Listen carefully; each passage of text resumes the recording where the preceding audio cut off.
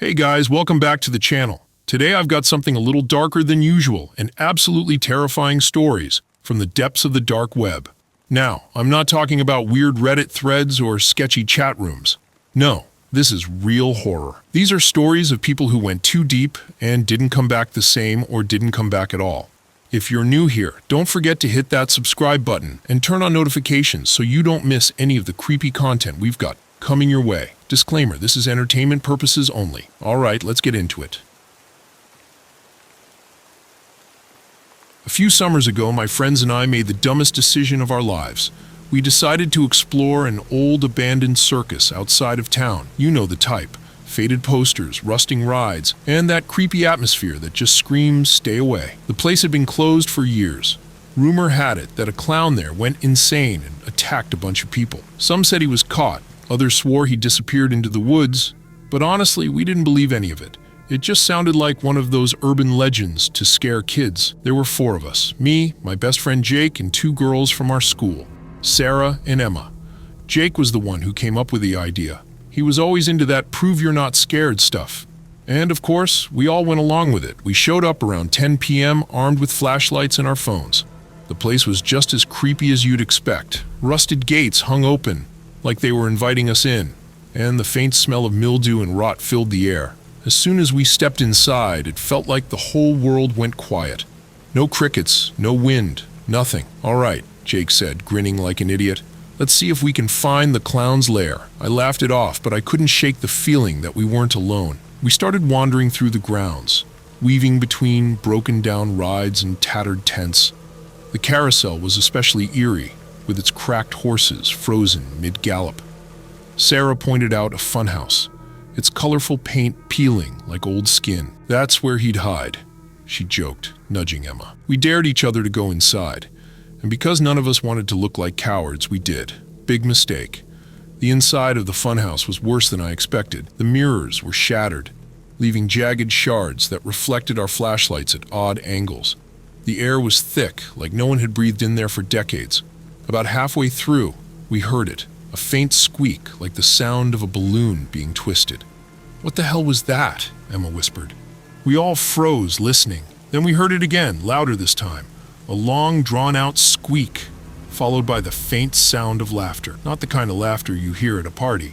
This was slow, deliberate, and bone-chilling. "Okay, joke's over," I said, turning to Jake. "This isn't funny," but Jake wasn't laughing. His face had gone pale, and he was staring at something behind me. "Run," he whispered. I didn't ask questions. I just turned and ran, shoving past the others as we bolted back toward the entrance. But the funhouse was a maze, and the mirrors made it impossible to tell which way was out. That's when I saw him. He was standing in the middle of a hallway, his face painted in smeared, dripping makeup. His clown suit was dirty and torn, and in his hand was a massive balloon animal shaped like a dog. The way he held it, though, it looked more like a weapon than a toy. The clown tilted his head and let out a low chuckle. Then, without warning, he charged. "Go! Go!" I screamed, grabbing Sarah's arm and pulling her along. We tore through the maze, the clown's heavy footsteps echoing behind us. At one point, Emma tripped over a broken mirror frame, and for a split second I thought we'd lost her. But Jake yanked her up, and we kept running. We burst out of the funhouse and didn't stop until we reached the main gate. When we finally turned around, the clown was gone.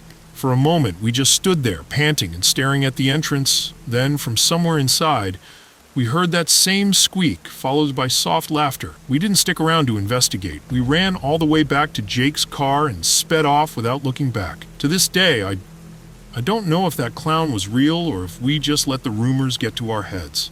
But I do know one thing. I'm never stepping foot near an abandoned circus again. A couple of years ago, my friends and I made a decision we'd regret for the rest of our lives. It was summer break, and we were bored out of our minds. Jake, my best friend, suggested we explore this old abandoned circus on the outskirts of town. You know, for fun. The place was infamous, closed down over a decade ago after some horrific incident. The story goes that a clown there went completely insane and killed a few of his co-workers. Some say he vanished into the woods afterward. Others claim he still haunts the grounds, waiting for anyone foolish enough to wander in. It sounded like just another urban legend, and we all laughed it off. But Jake, being Jake, wouldn't let it go. "Come on," he said. "What's the worst that could happen? It'll make a great story." Spoiler alert, it didn't. There were 4 of us. Jake, me, Sarah, and Emma. We arrived just before midnight, armed with flashlights and our phones. The place looked even creepier than I expected. The rusted gate creaked in the wind, and the once colorful signs were faded and peeling. There was this weird, damp smell in the air, like wet earth and something rotting. As soon as we stepped inside, everything felt wrong. The air was heavy, and the usual night sounds, crickets, distant cars, were completely gone. It was like the place had its own silence, a deep, unnatural kind that made the hairs on my neck stand up. Jake, of course, was loving it. "Look at this place," he said, shining his flashlight around. "It's straight out of a horror movie." We wandered through the grounds, past broken-down rides and tattered tents. The carousel was the creepiest. Its horses frozen mid-leap, their paint cracked and flaking. At one point, we found a clown mannequin slumped against a popcorn cart. Its face was faded, the once bright makeup now smeared and dull. Sarah jumped when Jake poked it, but it didn't move.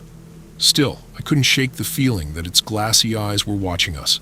Then we saw the funhouse. It was in better shape than the rest of the circus, almost like it had been preserved somehow. Its colorful paint was peeling, but the structure itself looked solid. "We have to go in," Jake said, grinning. "No way," Emma replied, already backing up. "That's where the clown probably lived. Haven't you seen literally any horror movie?" But Jake wouldn't take no for an answer, and, like idiots, we followed him inside. The moment we stepped in, I knew we'd made a mistake. The air was colder in there, damp and heavy, like the building itself was alive. The floor creaked under our feet, and broken mirrors lined the walls, distorting our reflections into grotesque shapes. We were halfway through when we heard it, the sound of a balloon squeaking. It was faint at first, but it got louder, like someone was twisting it into shapes. "What the hell was that?" Sarah whispered, gripping my arm. "Probably just the wind," Jake said, though his voice wasn't as confident as usual. Then we heard it. Soft, wheezing laughter. It echoed through the funhouse, bouncing off the mirrors and making it impossible to tell where it was coming from.